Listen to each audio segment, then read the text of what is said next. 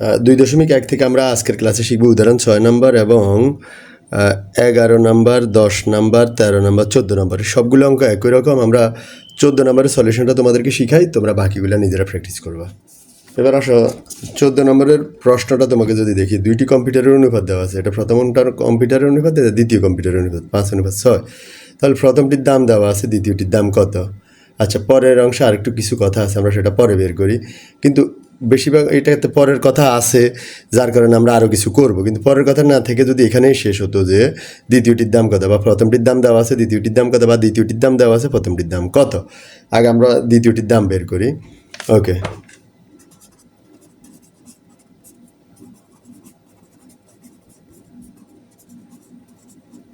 দুইটি কম্পিউটারের দামের অনুপাত 5:6। আচ্ছা, অর্থাৎ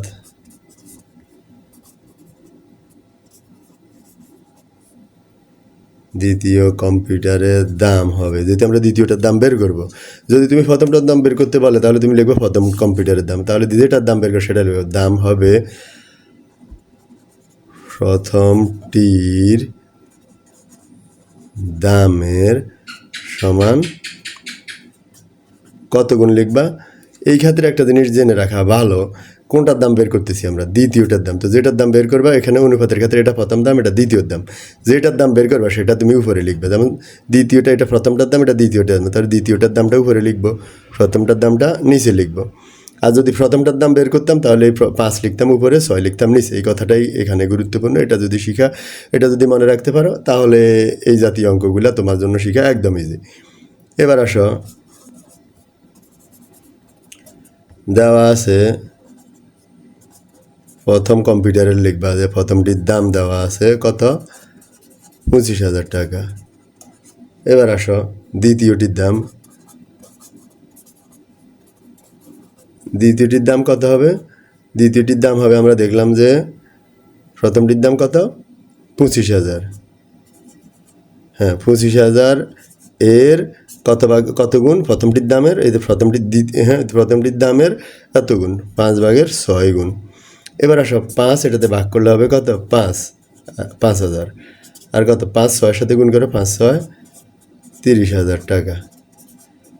তাহলে দ্বিতীয় কম্পিউটারের দাম 30,000। এখানে অন্য যাই বের করতে বলে এইভাবে বের করবা, অঙ্ক এখানে শেষ।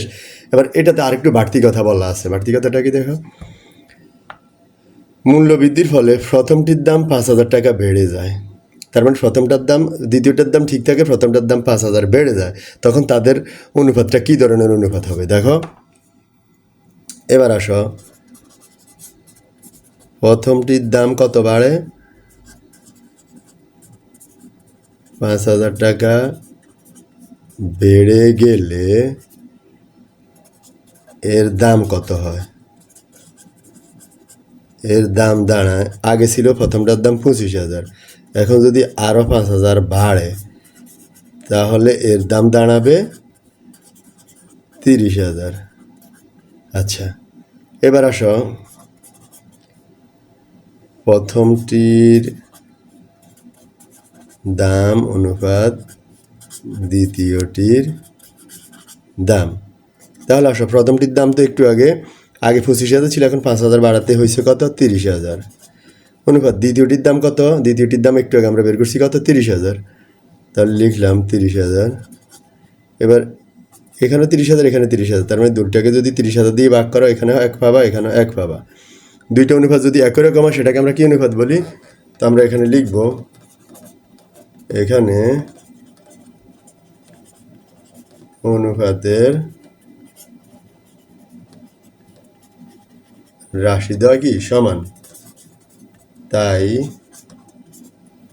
এটি একটি কী ধরনের অনুপাত? এটি একটি একক অনুপাত।